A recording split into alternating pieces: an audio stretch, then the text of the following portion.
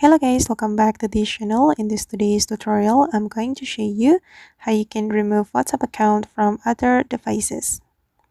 Okay, let's get into it guys. Here I have opened my phone, and for example, I'm going to remove my WhatsApp account from my computer with this phone.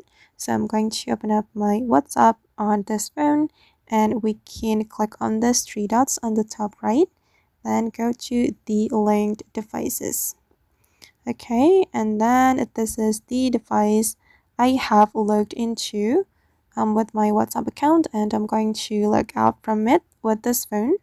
We just need to tap on the device like this, and we can simply click on logout, and the WhatsApp account will be removed from the device.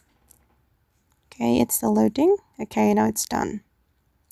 Alright guys, and that's all the way to remove WhatsApp account from other devices.